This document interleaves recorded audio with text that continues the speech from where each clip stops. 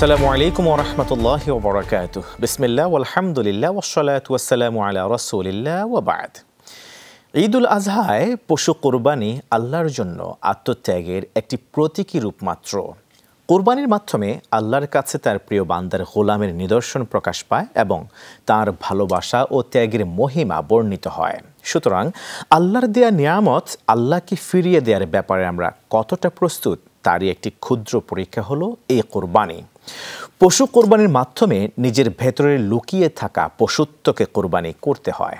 ঈদুল আজহা কেবল পশু কোরবানি করা এবং আত্মীয় স্বজনদের নিয়ে আনন্দ প্রমোদকে বোঝায় না, বরং ঈদের সবচেয়ে গুরুত্বপূর্ণ বিষয় হচ্ছে আত্মোৎসর্গ করা।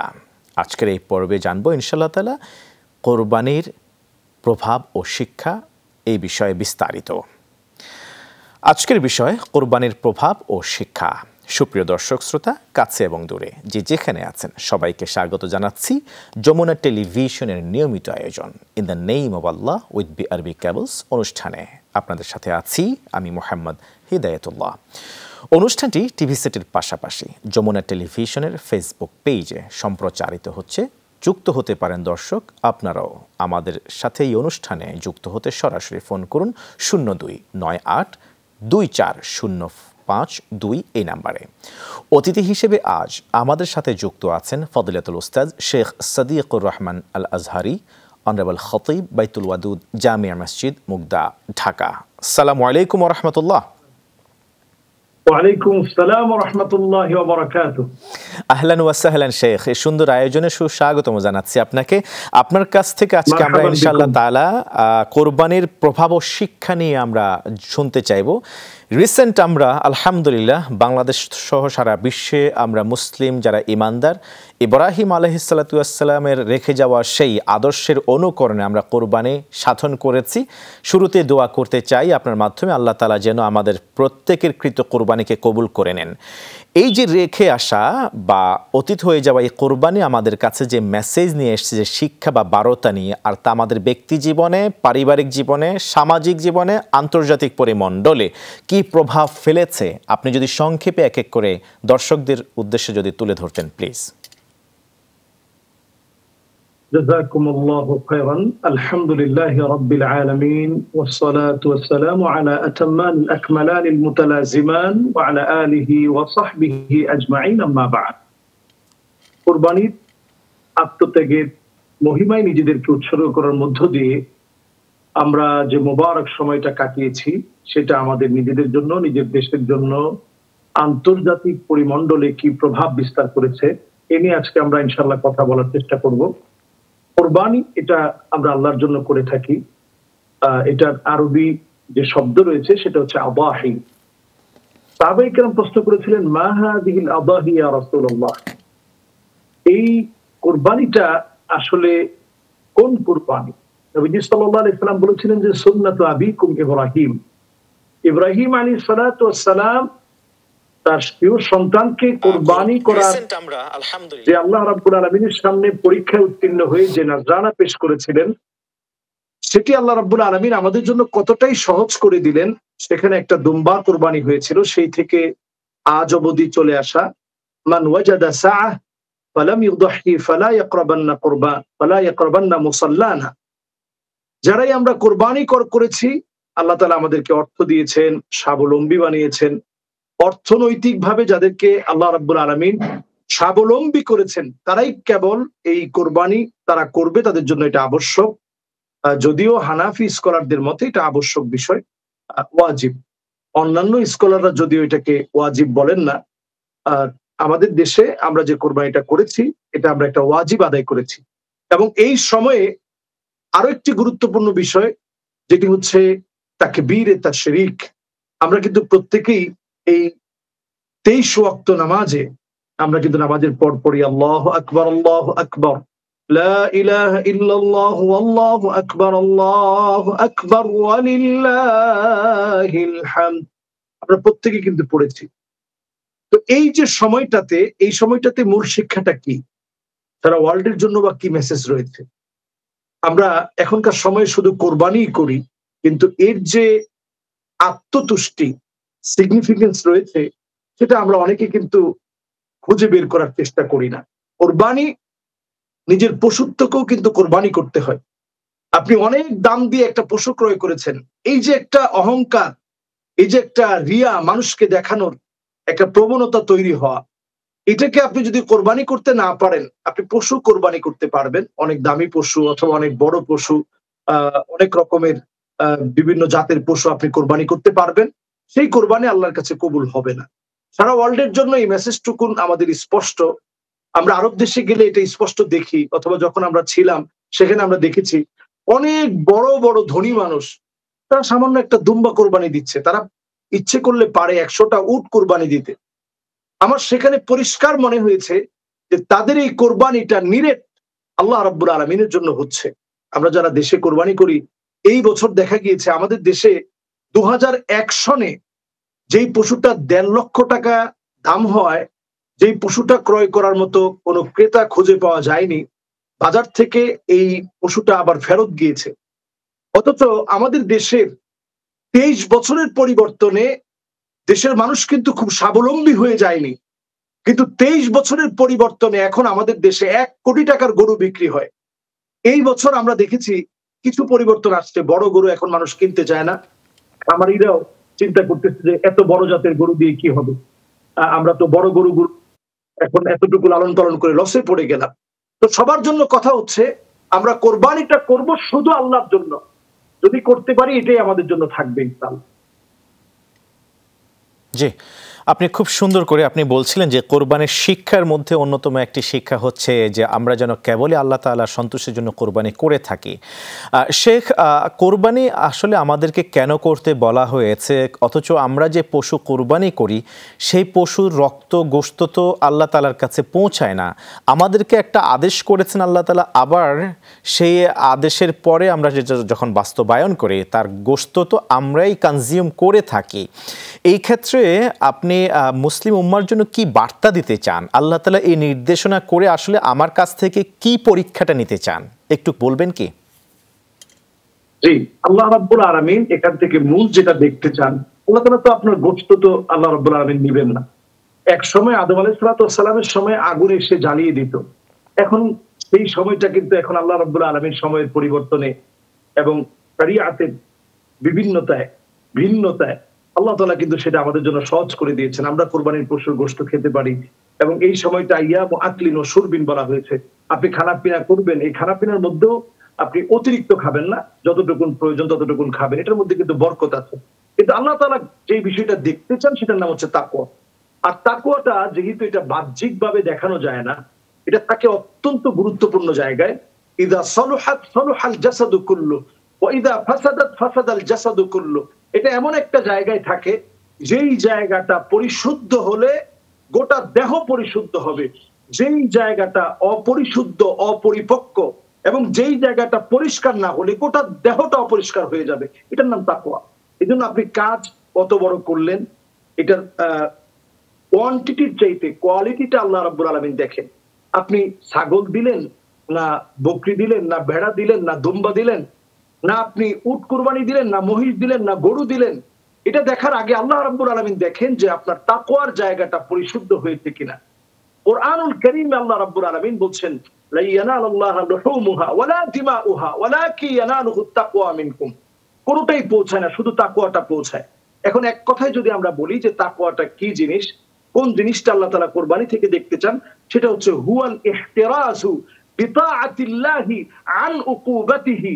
আল্লাহর সামনে শাস্তির জন্য আপনাকে দণ্ডায়মান হতে হবে, আল্লাহর সামনে দাঁড়িয়ে একদিন জবাবদিহিতার সম্মুখীন হতে হবে। এই জবাবদিহিতার ভয় যার ভিতরে যত বেশি জাগ্রত হবে সে ততটাই বেশি মুত্তাকি।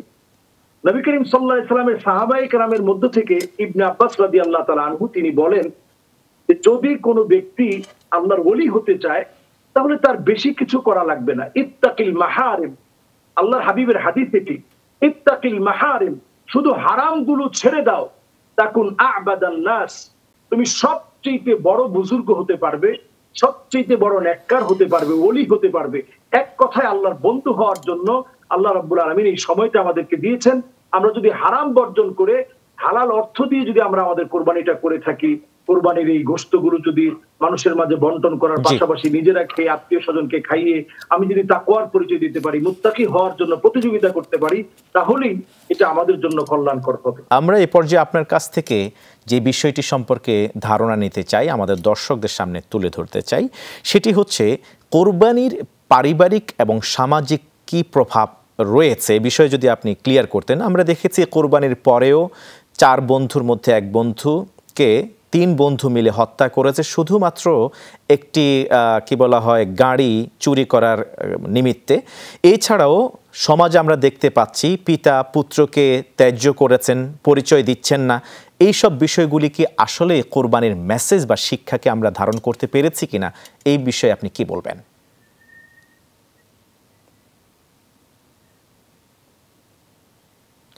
শেখ, আপনি আমাকে শুনছেন?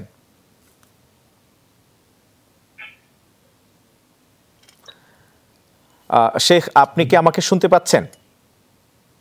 জি, আলহামদুলিল্লাহ শুনতে পাচ্ছি। যে আপনার কাছে এই পর্যায়ে আমাদের যে বিষয়টি জানার সেটি হচ্ছে, সাম্প্রতিক দেখা গিয়েছে যে বন্ধু বন্ধুকে হত্যা করেছে শুধুমাত্র কিছু টাকার লোভে, গাড়ি বিক্রি করার নিমিত্তে জবাই করেছে।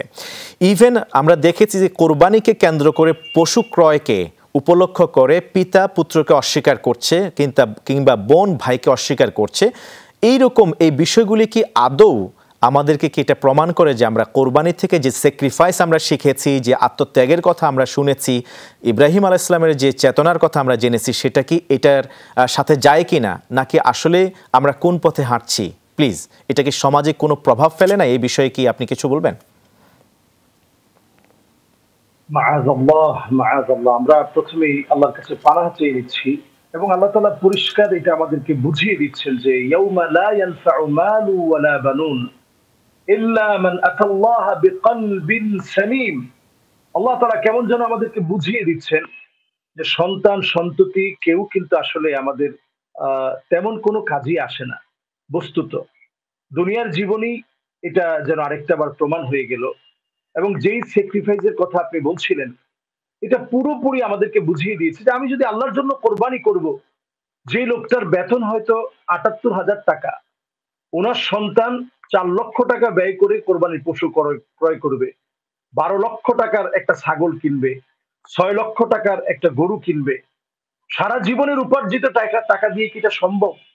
তাহলে আমরা যে পশু কোরবানি করছি, আমরা আমাদের নিজের পশুত্বকে কিন্তু কোরবানি করতে পারিনি।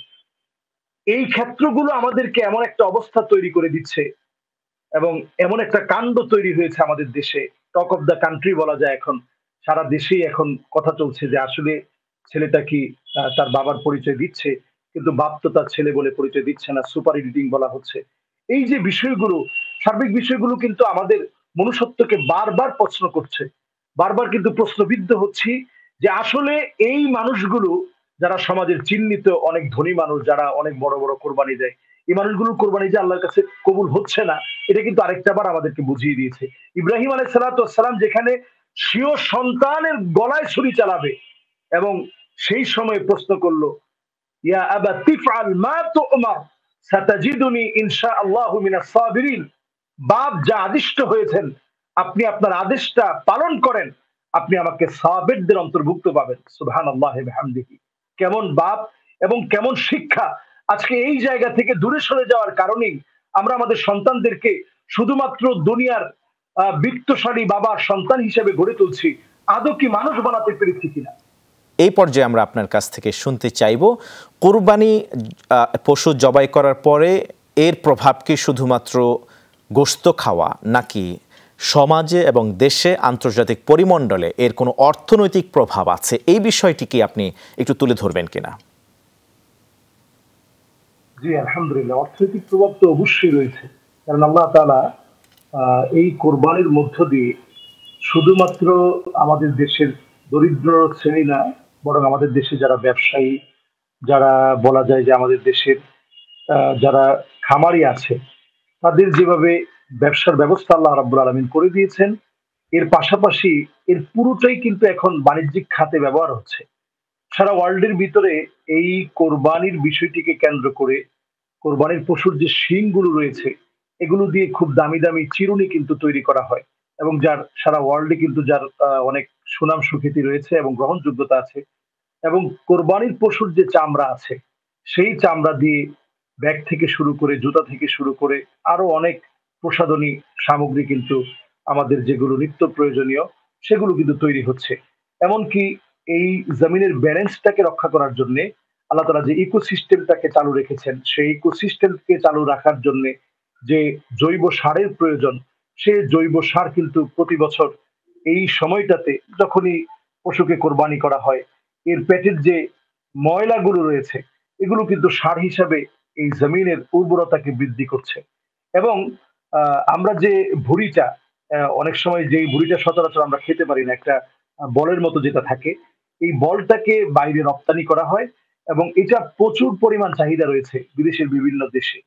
তো আমরা নানাভাবেই অর্থনৈতিক কথা চিন্তা করলে নানাভাবেই সারা ওয়ার্ল্ডের সাথে বাণিজ্যিকভাবে এই দেশকে সম্পৃক্ত করা, মুসলিম উম্মাকে সম্পৃক্ত করা, আরো বেশি সমৃদ্ধ করার ক্ষেত্রে কোরবানির কিন্তু একটা ভূমিকা রয়েছে।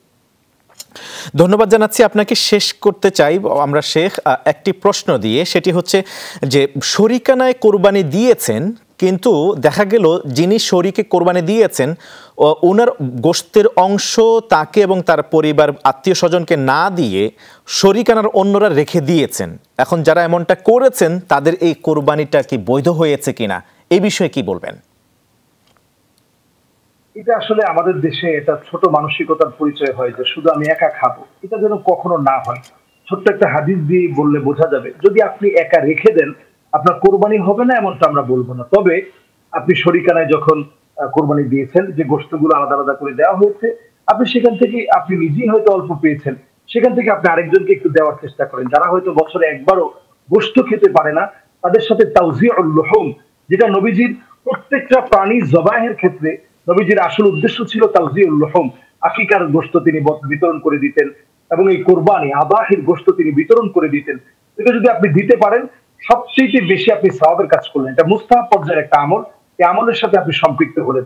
রাসূল কারীম সাল্লাল্লাহু আলাইহি ওয়াসাল্লাম প্রতিনিয়ত করতেন, আপনি আমলের মধ্যে সম্পৃক্ত হলেন এবং আপনি নিজে আত্মত্যাগের মহিমায় নিজেকে অর্পণ করতে পারলেন যে আমি নিজেকে অন্তত একটু হলেও আরেকজনের জন্য সঁপে দিয়েছি। হতে পারে ওই দিনের সবচেয়ে সওয়াবের কাজ হিসাবে এটা গণ্য হবে। হাদিসে আসছে ইন্না মিন আবাররিল বির আইয়ুদখিলা সুরুর ফি কলবি আহাদিকুম, আপনার এই একটুকু গোশত পেয়ে আরেকজনের মনে একটু আনন্দ প্রকাশ পেল, এটা ওই দিনের সবচেয়ে সওয়াবের কাজ হিসেবে গণ্য হতে পারে। এটা আমরা শুধু একা খাবো না, সবাইকে নিয়ে খাবো। এবং আরেকটি হাদিসের মধ্যে আসছে যে লাইলাতুদ দাইফি হাক্কুন আলাল মুমিন, মুমিনের হক হচ্ছে আরেকজনের বাড়িতে মেহমান হবে। সুতরাং আমি মেহমানদারি করব, এটা আমার ঈমানের বিষয়। লা ইউমিনু আহাদুকুম হাত্তা আকুনা হাব্বা ইলাইহি। নবীজি সাল্লাল্লাহু আলাইহি ওয়াসাল্লাম বলছেন তোমাদের মধ্যে সে মুমিনই হতে পারে না ফালইউকরিম দাইফাহু, যে তার মেহমানকে সম্মান না করে। সুতরাং আমি আমার মেহমানকে সম্মান করব, যথাসাধ্য সম্মান করার চেষ্টা করব। আল্লাহ যেন তৌফিক দান করেন। আমিন। আপনাকে এক সেন্টেন্সে একটা জবাব চাইবো। শরিকানায় ৩-৪ জনের পশু জবাই করেছেন কিন্তু এক শরিকের গোশত দেয়া হয় নাই, সেই শরিক অনুপস্থিত থাকার কারণে, এর ফয়সালা কি? এক্ষেত্রে তো অবশ্যই যদি শরিকানার গোশত মানিতে হচ্ছে সবার মাঝে সমান বন্টন হতে হবে। এক্ষেত্রে যদি আপনি না দেন তাহলে কিন্তু সবার কোরবানিতে সমস্যা হবে। তিনি যদি না থাকেন সেখানে, তিনি একজন রিপ্রেজেন্ট সেখানে দিয়ে দিবেন। কোনোভাবেই তার গোশত যদি আপনি না দেন, বন্টন না করেন, তাহলে কিন্তু সবার কোরবানিতে ঝামেলা হবে, সবার কোরবানি নষ্ট হবে। অনেক অনেক ধন্যবাদ জানাচ্ছি আপনাকে গুরুত্বপূর্ণ এই সময়ে গুরুত্বপূর্ণ নসিহা করবার জন্য। জাযাকাল্লাহ খায়ের। ঈদের শিক্ষা হলো সাম্য, ভ্রাতৃত্ব ও একত্ববোধের মাধ্যমে আনন্দ উপভোগ এবং পারস্পরিক সাহায্য সহযোগিতার সম্প্রসারণ। সমাজের গরিব অভাবী মানুষও যাতে এই মহানন্দে সামিল হতে পারে সেই জন্য ইসলাম দিয়েছে এই নির্দেশনা। ধনী গরিবের একাকার হয়ে যাওয়ার এই ব্যবস্থা সত্যিই বিরল। কোরবানির গুরুত্বপূর্ণ শিক্ষা আল্লাহর প্রতি পূর্ণ আত্মসমর্পণ।